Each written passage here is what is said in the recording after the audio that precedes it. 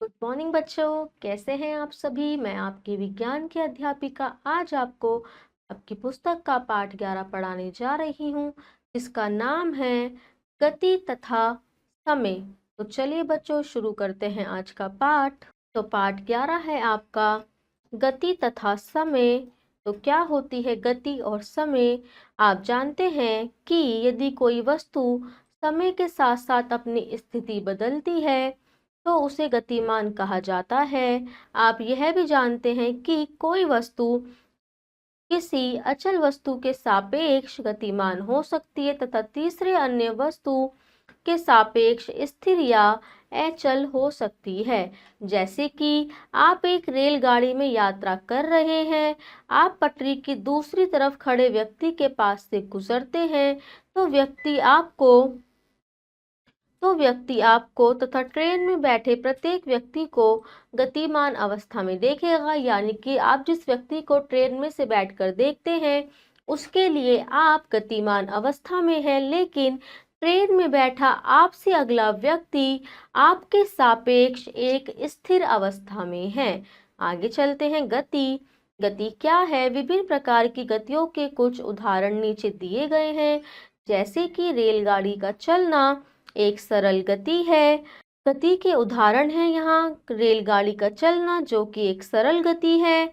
पेड़ से गिरता फल एक रेखीय गति है। सरल लोलक की गति आपकी दोलन गति है तथा कुमार के पास चाक का घूमना एक घूर्णन गति है। अन्य कुछ प्रकार की गतियां और हैं, जैसे कि चलती हुई कार गति की अवस्था में है तथा मेज पर रखी पुस्तक विराम की अवस्था में है और साइकिल का चलना एक असमान गति का प्रकार है। आगे देखते हैं चाल। तो चाल क्या होती है। किसी वस्तु के द्वारा किसी समय में तय की गई दूरी को उस वस्तु की चाल कहा जाता है। देख सकते हैं कि किसी वस्तु द्वारा एकांक समय में तय की गई दूरी को उसकी चाल कहते हैं। चाल का आपका फॉर्मूला होता है चली गई दूरी बटे कुल समय, कि जितनी दूरी आपने तय करी उसको आप समय से विभाजित कर देने पर आपकी चाल निकल कर आ जाती है और दूरी हमारी होती है चाल गुणा समय। आगे चलते हैं। यदि कोई गतिमान वस्तु 60 किलोमीटर की दूरी 4 घंटे में तय करती है तो उस वस्तु की चाल ज्ञात कीजिए। तो चाल निकालने के लिए हम दूरी को समय से विभाजित कर देते हैं, जिससे कि हमारी चाल निकल कर आ जाती है। चाल निम्नलिखित दो प्रकार की होती है, असमान गति तथा समान गति। जब कोई पिंड सरल रेखी में गति करता है तो उसके चलने की गति एक समान नहीं होती तथा असमान होती है, तब उस गति को असमान गति कहा जाता है। फिर है आपकी समान गति। वह गति जो समान चाल से होती है और वह अपनी चाल तथा समय में परिवर्तन नहीं करती, समान गति कहलाती है। जैसे घड़ी का चलना और पृथ्वी का घूमना, यह एक समान गति का अच्छा उदाहरण है। आगे चलते हैं। समय की माप। तो समय की माप हम किस प्रकार करते हैं। आज से लगभग 200 वर्ष पहले लोग रेडियो, घड़ियां, मोबाइल, टेलीविजन आदि की सहायता से समय की माप नहीं करते थे, क्योंकि उस टाइम पे ये सारी चीजें उपलब्ध नहीं थी। तब समय की गणना करना बहुत मुश्किल था। फिर भी लोग सूर्य की छाया को देखकर समय की गणना कर लिया करते थे। पहले के लोग यह भी मानते थे कि मुर्गा सुबह 4 बजे बाग देता है। यह भी समय की एक गणना थी, परंतु आज के समय की माप घड़ियों में घंटे, सेकंड तथा मिनट आदि की सुई से होती है। आगे चलते हैं। घड़ियों की कार्यविधि काफी जटिल होती है। घड़ियों में आवृत्ति गति का उपयोग किया जाता है। आवृत्ति गति का एक चिर परिचित उदाहरण सरल लोलक है। आवर्ती गति जो बार बार होने वाली गति है उसे आवर्ती गति कहा जाता है। तो घड़ी भी हमेशा अपनी एक ही प्रकार की गति को दोहराती है तथा सरल लोलक भी हमेशा अपनी एक ही प्रकार की गति को दोहराता रहता है। विज्ञान की बढ़ती हुई प्रगति से अब घड़ियां सेलों से भी चलती हैं। इनमें या तो एक या दो सेलों वाले विद्युत परिपथ होते हैं। इन घड़ियों को क्वार्ट्ज घड़ी कहते हैं। आगे चलते हैं। क्रियाकलाप एक, एक धागे में पत्थर का टुकड़ा बांधकर इधर उधर घुमाएं। धागे को निलंबित करके सरल लोलक बनाया जा सकता है। धातु के गोले को लोलक का गोलक कहते हैं। इस प्रकार की गति को दोलन गति कहा जाता है। जब लोलक का गोलक अपनी मध्य स्थिति O से प्रारंभ करके A तक तथा A से B तक जाकर O पर वापस आता है तो सरल लोलक का एक दोलन पूरा होता है। सरल लोलक का एक दोलन पूरा करने में जितना टाइम लगता है उसे उसका आवर्तकाल कहा जाता है। इस प्रकार की प्रक्रिया को दोलन गति कहा जाता है।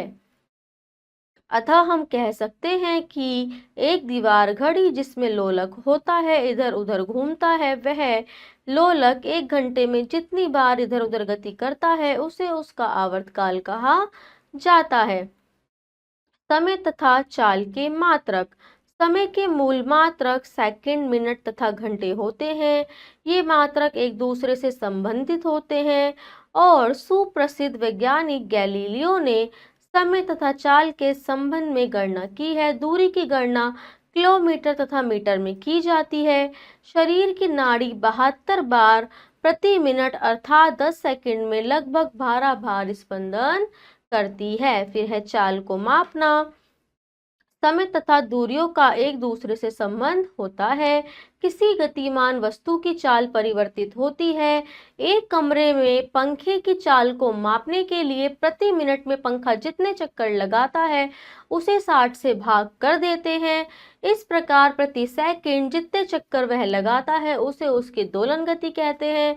एक गेंद को फेंकिए, जिस स्थान पर वह जाकर रुके और उस दूरी तथा गेंद को वहां से पहुंचने में लगे समय को नोट कीजिए। नोट करके गेंद की चाल ज्ञात की जा सकती है। इसी प्रकार तारों तथा नक्षत्रों की दूरी आदि से चाल का मापन किया जा सकता है। आगे चलते हैं। क्रियाकलाप 2, दिए गए समय में तय की गई दूरी को मापकर विभिन्न छात्रों की चाल निकालना। 3 छात्र A, B, C हैं। आपके सीटी बजाने पर A को तेजी से मैदान के चारों ओर दौड़ने को कहें तथा पुनः सीटी बजाकर उसे रुकने के लिए कहें। अपने हाथ में एक स्टॉप वॉच रखें।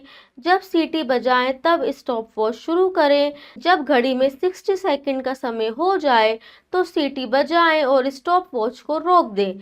अब एक मापक फीते की सहायता से शुरू होने वाले स्थान से अंत होने वाले स्थान तक की दूरी को मापिए। चाल निकालने के लिए दूरी को 60 से भाग दीजिए। यही प्रक्रिया BC पर समान रूप से करिए। उपग्रहों को पृथ्वी की कक्षा में स्थापित करने वाले रॉकेट प्राय 8 किलोमीटर प्रति सेकंड तक का वेग प्राप्त करते हैं। जीवों में कछुआ लगभग 8 सेंटीमीटर प्रति सेकंड की चाल से चलता है और पक्षियों में बाज 320 किलोमीटर प्रति घंटा अर्थात सबसे तेज चलता है। चीता लगभग 112 किलोमीटर घंटे की चाल से दौड़ता है। जिस प्रकार हम चाल की गणना करते हैं उसी प्रकार हम दूरी की गणना भी कर सकते हैं। तो दूरी का आपका फॉर्मूला होता है दूरी बराबर चाल गुणा समय। आगे देखते हैं। स्कूटर, कार, वायुयान तथा रेल आदि के इंजनों में दूरी व चाल ज्ञात करने के लिए मीटर लगे होते हैं। फिर ये यहाँ पे आपका दूरी तथा समय ग्राफ है। आइए जानते हैं इसके बारे में। किसी वस्तु की गति तथा वस्तु द्वारा चली गई दूरी तथा समय के बीच को एक ग्राफ द्वारा निरूपित किया जा सकता है। इसके लिए गतिशील वस्तु की भिन्न भिन्न समय पर किसी निश्चित बिंदु से दूरियां नापकर समय व दूरी के बीच ग्राफ खींचा जाता है। समय एक स्वतंत्र चर है, इसी कारण दूरी में परिवर्तन होता है। एक गतिशील वस्तु का दूरी समय ग्राफ चित्र में दिखाया गया है। ये आपका दूरी समय ग्राफ है। उदाहरण, आलोक अपनी मोटरसाइकिल से सुबह 8 बजे मेरठ से दिल्ली आता है। तो ये आपका दूरी तथा समय का ग्राफ बताया गया है। यहाँ पे आपका 8 बजे आलोक अपनी मोटरसाइकिल से मेरठ से दिल्ली आता है, वह समय समय पर अपनी मोटरसाइकिल के मीटर पर अपने पाठ्यांक को नोट करता है और पाठ्यांक के आधार पर एक दूरी समय ग्राफ बनाते हैं और देखते हैं कि दूरी एवं समय में क्या संबंध है। तो ओडोमीटर का पाठ्यांक ये है आपका शुरू में, जो कि 1510 था, बाद में 1530 हुआ, फिर 1560 तथा 1580। जब 8 बजे थे तो ये 1510 हुआ, जबकि उसकी आरंभिक बिंदु से जो दूरी थी वो 0 किलोमीटर थी। तथा जब वह 1500 से 30 हुआ तो यहाँ पे आरंभिक बिंदु 20 किलोमीटर बढ़ गई और यहाँ पे हमारा समय 9 बज चुका। तो 0 से 20 में उसने कितनी दूरी तय करी? 20 मीटर की, जिसको कि यहाँ पे आपको 9 बजे दिखाया भी गया है ग्राफ में कि 20 किलोमीटर दूरी उसने 9 बजे तय करी। आगे उसने 50 मीटर दूरी 10 बजे तय करी तथा 70 किलोमीटर दूरी उसने 11 बजे तय करी। इस प्रकार समय तथा दूरी का ग्राफ हम बना सकते हैं। आप किसी स्थान की अंतिम तथा प्रारंभिक चाल में कुल लगे समय से कुल दूरी को भाग देकर भी चाल की गणना कर सकते हैं। फिर है आपका दूरी समय ग्राफ से चाल ज्ञात करना। एक ग्राफ पेपर लीजिए जैसे कि यहाँ पे लिया गया है। इसके लंबाई तथा चौड़ाई वाले मध्य से 2 बराबर भाग कीजिए। इसकी 2 रेखाएं हमने बराबर बराबर कर ली हैं। अब इसमें x1 OX तथा y1 OY अंकित कीजिए जैसा कि इसमें किया गया है। x1 OX को x अक्ष भी कहते हैं। इसको हम x अक्ष कहेंगे और इसको हम y अक्ष कहेंगे तथा इसका मूल बिंदु हमारा O है। इस ग्राफ पेपर पर छायांकित करके किसी वस्तु के द्वारा तय की गई किसी भी दूरी की गणना कर सकते हैं। वस्तु की चाल के लिए पैमाना निम्न प्रकार ले सकते हैं, या तो 1 minute is equal to 1 centimetre या 1 kilometre is equal to 1 centimetre. किसी भी चुने गए पैमाने की सहायता से समय तथा दूरी के मानों को अक्षों पर अंकित करते हैं। वस्तु की गति के लिए समय को x पर मूल बिंदु से 1 मिनट तथा 2 मिनट द्वारा अंकित करते हैं जैसा कि किया गया है। दूरी को y अक्ष पर अंकित करते हैं, तो दूरी को हम y अक्ष पर बताते हैं। आगे चलते हैं। चित्र में हम देखते हैं कि वस्तु विराम अवस्था से 1 मिनट में 1 किलोमीटर चलती है। फिर 1 मिनट बाद वस्तु ने 1 किलोमीटर की दूरी चली है, जैसा कि आप देख पा रहे हैं इस चित्र में। यहाँ पे आप दूरदर्शन पर मैचों को देखते हैं। जब दो टीम क्रिकेट में मैच खेलती हैं तो टीमों के रनों की संख्या ज्ञात करने के लिए एक स्तंभ ग्राफ बनता है, जिसकी सहायता से हम किसी ओवर में एक टीम ने कितने रन लिए हैं इसकी गणना आसानी से कर सकते हैं। इस पर एक और 1 से 5 तक के चिन्ह समान दूरी पर हैं। दूसरी रेखा जो समकोण बनाती हुई होती है उसमें 0 से 5 तक समान दूरी पर चिन्ह होते हैं, जैसा कि इसमें दिखाया गया है। इसका एक नमूना चित्र द्वारा दर्शाया गया है। ग्राफ बनाने के लिए पैमानों का चयन करते समय कुछ बातों का ध्यान रखना चाहिए, जैसे कि प्रत्येक राशि के अधिकतम और न्यूनतम मानों के बीच अंतर को हमें देखना चाहिए। जिस ग्राफ पेपर पे ग्राफ खींचना है उसके अधिकतम भाग का उपयोग करना चाहिए। प्रत्येक राशि के मध्यवर्ती मानों को भी ध्यान में रखना चाहिए। उन भागों को ग्राफ पर चुने हुए पैमाने द्वारा अंकित करना सुविधाजनक हो। आगे देखते हैं बेटा इस पाठ के कुछ स्मरणीय तथ्य। तो सरल लोलक एक दोलन पूरा करने में जितना समय लेता है उसे उसका आवर्तकाल कहते हैं। धातु के गोले को लोलक का गोलक कहा जाता है। किसी वस्तु द्वारा एकांक समय में तय की गई दूरी को वस्तु की चाल कहते हैं। विराम अवस्था से इधर उधर करने वाली गति को दोलन गति कहते हैं। 1 घंटे में 7 मिनट या 3600 सेकंड होते हैं। नियत चाल से गति करने वाली वस्तु का दूरी समय ग्राफ एक सरल रेखा होता है। तो चलिए बच्चों इस पाठ का अभ्यास शुरू करते हैं।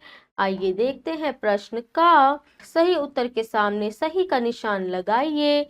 नंबर 1 है चाल की मूल इकाई है, तो चाल की आपकी मूल इकाई है मीटर प्रति सेकंड। नंबर 2, निम्नलिखित में से सही संबंध है, चाल बराबर दूरी गुणा समय या चाल बराबर दूरी बटे समय। तो इसका आंसर है आपका चाल बराबर दूरी बटे समय। आगे चलते हैं।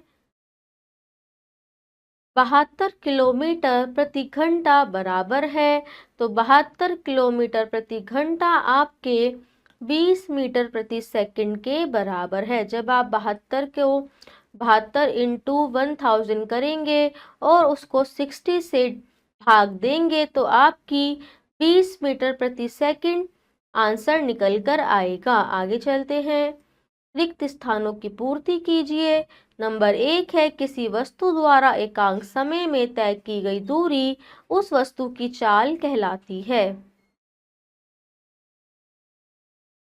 घड़ियों में आवृत्ति गति का उपयोग किया जाता है।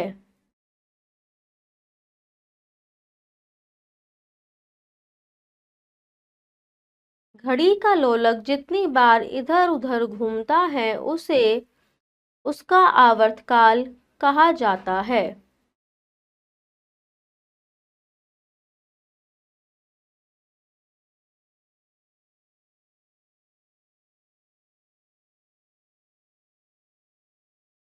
दूरी की गणना लंबाई तथा दूरी में की जाती है।